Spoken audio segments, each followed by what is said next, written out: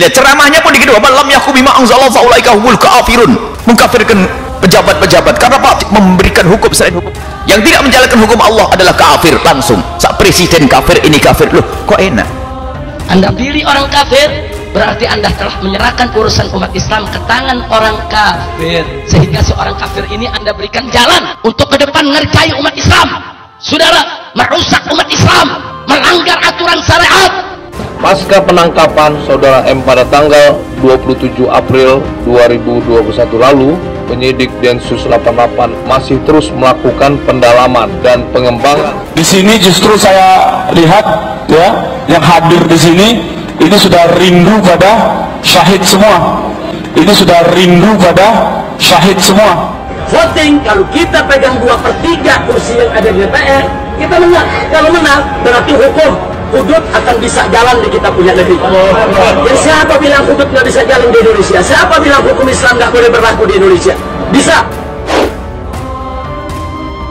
Orang Islam kok dianggap kafir gara-gara tawasul kafir, karena maulid Nabi syirik, karena ini itu adalah bayi yang dilahirkan oleh kelompok-kelompok yang dikit-dikit melihat orang Islam yang lain sebagai kafir. Sebab buah daripada kemurtatan boleh dibunuh dan boleh dibunuh. Dikira umat Islam takut. Takut tidak? Takut tidak? Takut tidak? Siap lawan? Siap lawan? Siap lawan? Terkait dengan kasus bayat di UIN Jakarta, kemudian kasus bayat yang di Makassar, dan mengikuti bayat di Medan.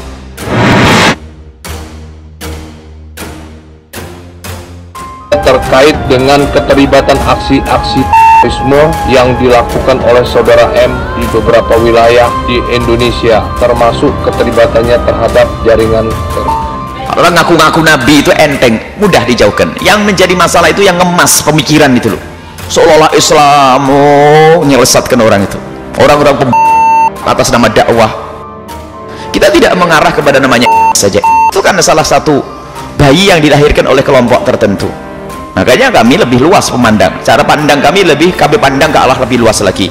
Kalau ada ISIS adalah salah satu bayi yang dilahirkan oleh kelompok yang dikit-dikit mengkafirkan.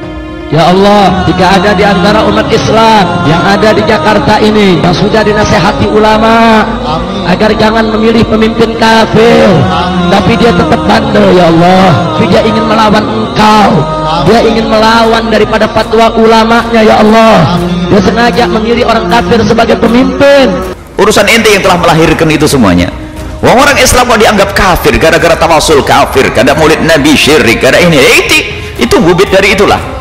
Makanya itu adalah bayi yang dilahirkan oleh kelompok-kelompok yang dikit-dikit melihat orang Islam yang lain sebagai kafir. Sebab buah daripada kemurtatan boleh Dikira umat Islam takut. Takut tidak? Takut tidak? Takut tidak? Siap lawan? Siap lawan? Siap lawan? Sampai kuburan di Yaman itu diobrak-abrik, orang meninggal masih diambil, diobrak-abrik. Apa urusannya dengan orang mati? Karena mereka punya keyakinan, katanya ini adalah kesyirikan ada di sini. Loh, itu loh yang suka mensyirik-syirikan itu adalah mboknya itu. Ada sebagian orang langsung mencaci urusan saja. Oh bukan, permasalahannya tidak sampai di situ. Ternyata yang suka mengkafirkan, oh enggak, bener nggak bener? Oh tapi dia lahir dari perutmu itu, dari pemikiranmu itu. Kemudian na'udzubillah min dzalik, Anda pilih orang kafir, berarti Anda telah menyerahkan urusan umat Islam ke tangan orang kafir yang Allah tidak pernah izinkan itu, saudara. Sehingga seorang kafir ini Anda berikan jalan untuk ke depan ngerjai umat Islam. Saudara, merusak umat Islam, melanggar aturan syariat. Dan berkembang loh itu ya, mulai dari abad ke-7 itu pengkafirannya hanya urusan tawasul, maulid. Sekarang berkembang. Lihat ceramahnya pun dikit, lam yakum bima anzalallahu faulaika humul kafirun, mengkafirkan pejabat-pejabat karena Pak telah memberikan hukum selain hukum. Yang tidak menjalankan hukum Allah adalah kafir langsung. Sak presiden kafir, ini kafir. Loh, kok enak? Anda sudah menyalahgunakan amanat kuasa yang Allah berikan kepada Anda, saudara, untuk menyulitkan umat Islam. Maka berarti orang tersebut masuk dalam sumpahnya Nabi, fasbuk alaih, bikin susah dia punya hidup, ya Allah. Bisa saja mereka tetap dalam keimanan karena sistemnya seperti itu, dia mengingkari, tapi iman masih ada. Kalau fasik, iya, seorang pemimpin yang tidak menjalankan syariat Islam tapi dia masih percaya syariat Islam adalah syariat nomor 1, dia tetap iman, cuman fasik. Jangan dikira dengan senjata kita takut. Kita sudah buktikan malam tanggal 4, malam tanggal 5, kita tidak mundur dari tembakan mereka. Siap lawan! Siap lawan! Siap lawan! Takbir! Takbir! Allahu Akbar! Takbir! Allahu Akbar! Tidak mudah kita mengatakan presiden itu kafir atau mau gubernur kafir gara-gara menjalankan hukum selain hukum Allah. Dayat wa ulaika humul fasikun.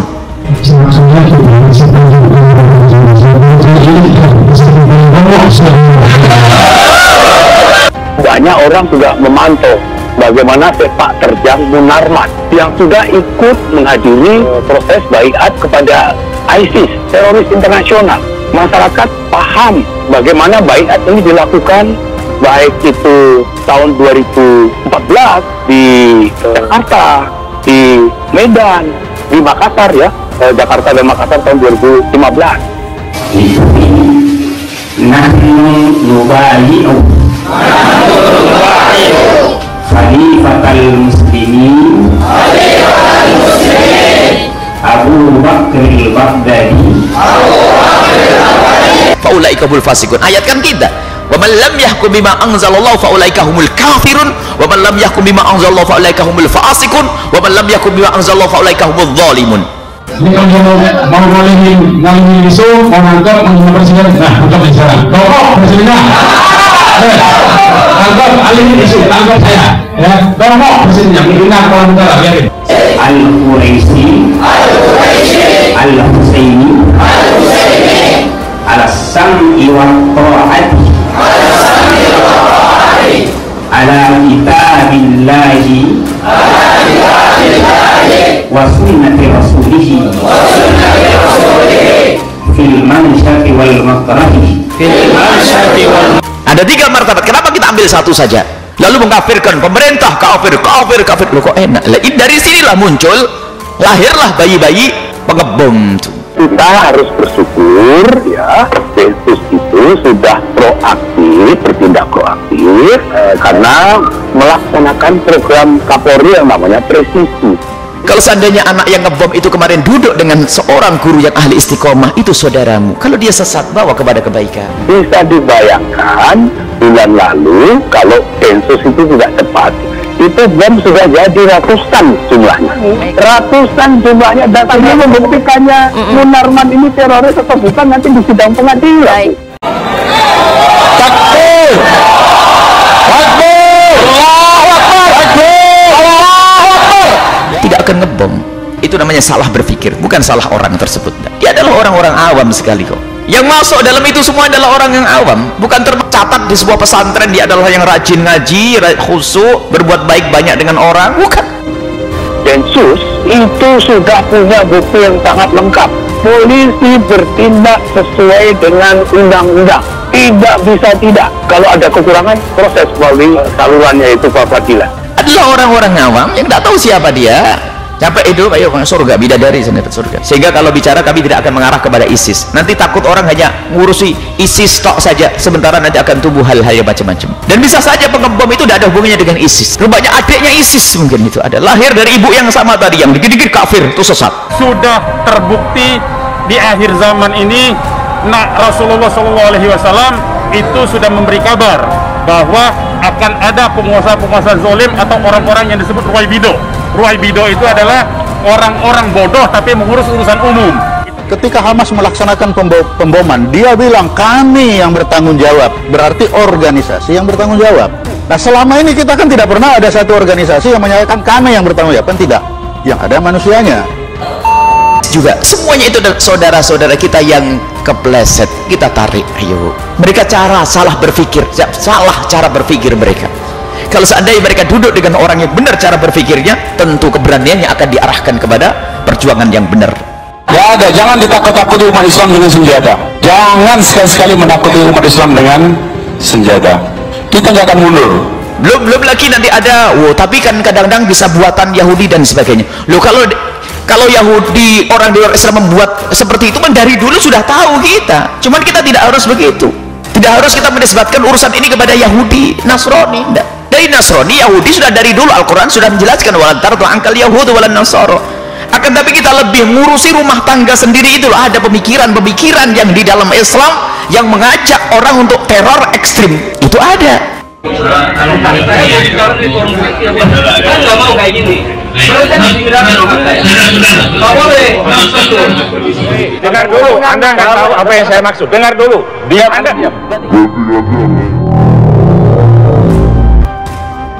Kita selalu menisbatkan kesalahan itu kepada orang di luar sana. Orang di luar sana memang mereka tidak ridha dengan Islam, tentu akan membuat bermacam-macam upaya untuk menghancurkan Islam. Iya, akan tapi kenapa kita tidak sibuk ngurusi rumah tangga sendiri? Di dalam rumah kita ini ada salah cara berpikir, mulai dari anti madhab, anti ulama, anti macam-macam, anti sufi, pengkafiran, mulai kafir. Setelah bicara tentang ini kafir, syirik, bicara bab lain, bab riddah, bab murtad. Orang murtad adalah orang keluar dari iman, dia syirik. Hukumannya orang murtad adalah dibunuh. Apa yang baik dari ISIS kita akui baik. Cita-cita mulianya menerapkan syariat Islam hal yang baik. Cita-cita mulianya untuk menegakkan khilafah Islamiyah hal yang baik. Cita-cita mulianya untuk melawan kezaliman Amerika Serikat dan sekutunya, cita-cita yang baik. Saya tanya, hal-hal yang baik hukum tidak? Hukum tidak. Misalnya ada sekelompok, oh itu adalah ada konspirasi dengan Yahudi dan sebagainya. Tidak bisa seperti itu. Mohon maaf, apakah kelompok yang mencaci sahabat Nabi, kelompok yang anti ahli bait, kelompok yang dikit-dikit mensyirikkan, membid'ahkan, lalu kita katakan itu adalah ada kerjasama dengan Yahudi? Saya tidak pernah ngomong begitu. Sebab ada di antara mereka yang benci juga dengan Yahudi. Dengan mereka dengan keyakinan bahasa ini benar, gak ada hubungannya dengan Yahudi. Ini kalau mau ngalihin isu, mau nangkep, mau presiden, nah untuk bicara. Kok presidennya? Tangkap alihin isu, tangkap saya. Ya, kok presidennya menghina kepala negara, biarin. Bahkan ada sebagian dari kita menuduh itu karena dibayari, kasih duit dan sebagainya. Oh, jangan ngomong gitu, jangan ngomong. Salah berpikir dia. Ada di antara mereka berjuang juga sampai rela mati loh dia. Jangan selalu menisbatkan kesalahan ke orang lain. Ini adalah kita tidak maju nanti di kita. Jangan menggiring. Ini menggiring. Saya bertanya. Menggiring itu namanya, bukan bertanya itu. Itu dalam teori hukum itu namanya pertanyaan jebakan. Anda tidak boleh melakukan pertanyaan jebakan. Bahkan dia rela mati untuk berperang dengan Yahudi. Rela. Karena Pak, dia orang awam yang salah cara berpikirnya. Dicekoi oleh pemikiran-pemikiran salah. Sehingga dia rela ngebom, bunuh diri dan sebagainya atas dasar jihad. Dan dia yakin dia keluar duit bahkan di antara mereka. Kalau dikatakan, wah karena kamu dapat duit banyak ya kiriman dari negeri sana, dapat duit. Tidak boleh kita ngomong gitu. Bisa saja, oh enggak, alhamdulillah saya enggak keluar, saya enggak menerima duit, bahkan saya keluar duit. Ada mereka keluar duit. Tidak sesuai hukum ini. Ini harusnya nanti aja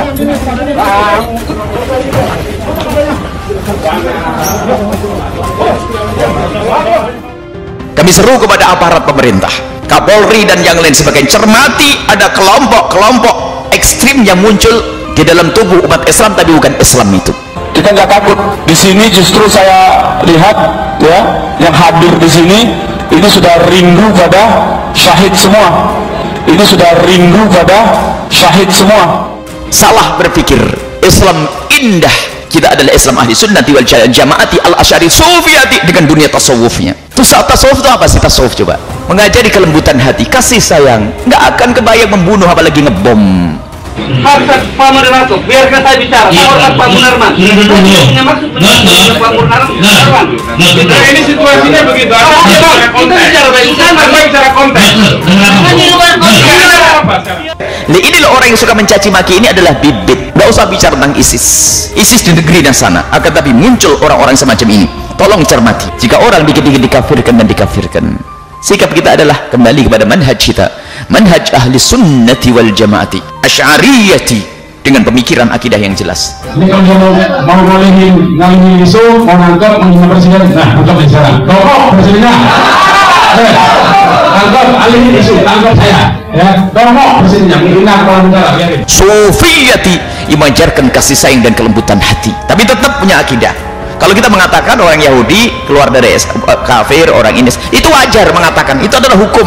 Masalah akidah, ini kafir, ini muslim, ini kafir. Tapi bukan berarti kita ngajak perang. Orang kafir sendiri tidak boleh lo kita bom. Lah kok orang Islam dibom? Ini gimana cara berpikirnya? Jika ada di antara umat Islam yang ada di Jakarta ini, yang sudah dinasehati ulama, sudah dikasih tahu ulama, agar jangan memilih pemimpin kafir, tapi dia tetap bandel ya Allah, dia tetap ngotot ya Allah, bukan karena dia tidak tahu ya Allah, tapi dia ingin melawan engkau, dia ingin melawan daripada fatwa ulamanya ya Allah, dia sengaja memilih orang kafir sebagai pemimpin, dia ingin bikin susah daripada hamba-hambamu ya Allah. Islam, hei orang di luar Islam, Anda tidak usah ragu, dan kami tidak pernah merasa perlu perang kepada Anda kecuali karena kesalahan, misalnya Anda memulai dalam peperangan, maka bikin susah hidupnya, seretkan rezekinya, jangan berkahi nafkahnya, jangan sembuhkan penyakitnya, biar dapat penyakit yang belum ada obatnya, biar susah jalan hidupnya, biar dipecat dari tempat kerjaannya.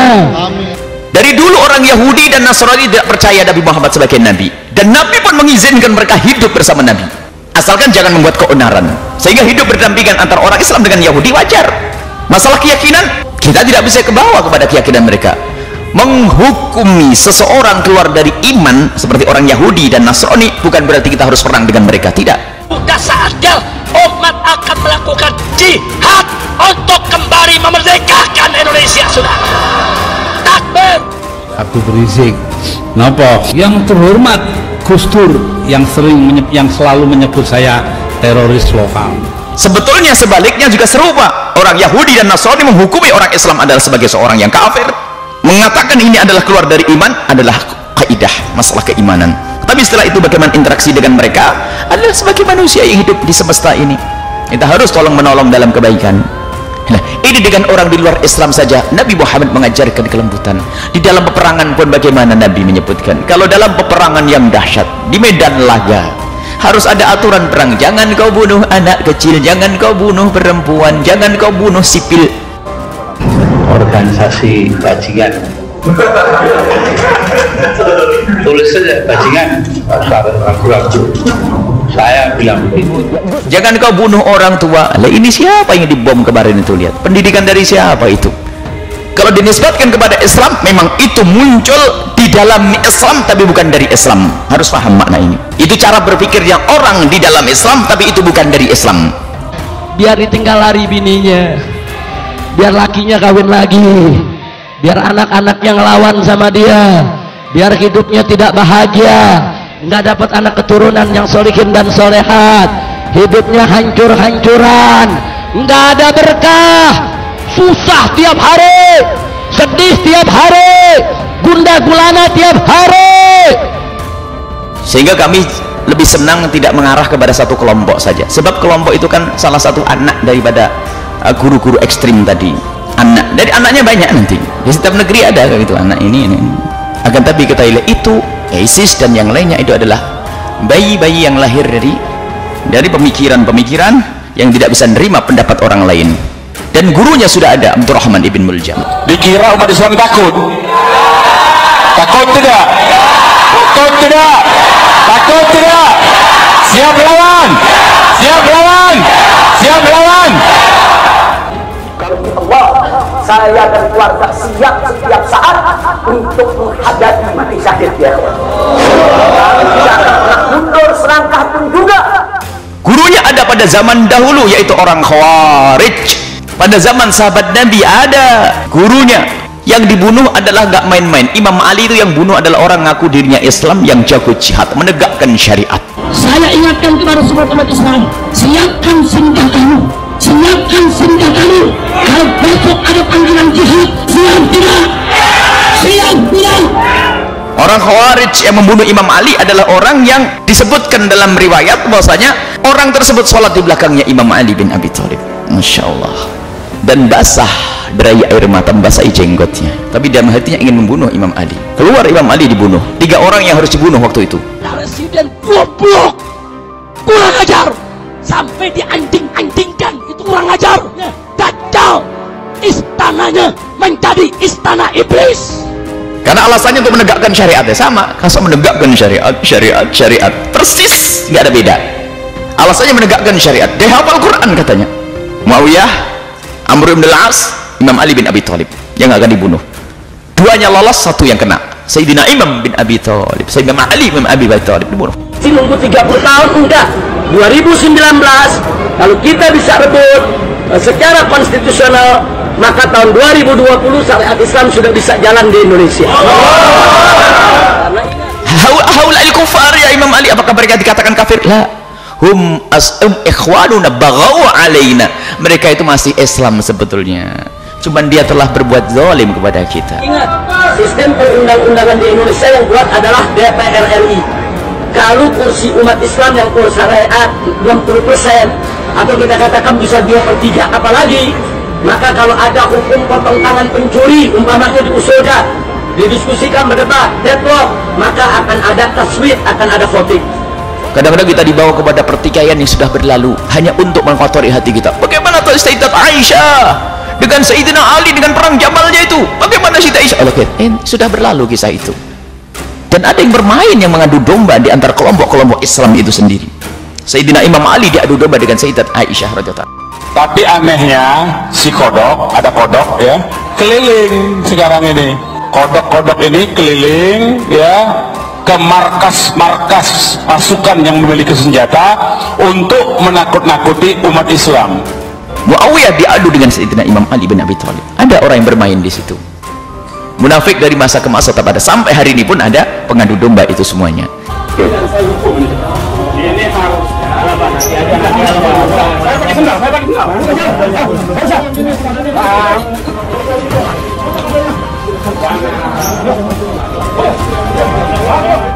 tentunya terkait dengan keterlibatan aksi-aksi terorisme yang dilakukan oleh saudara M di beberapa wilayah di Indonesia, termasuk keterlibatannya terhadap jaringan.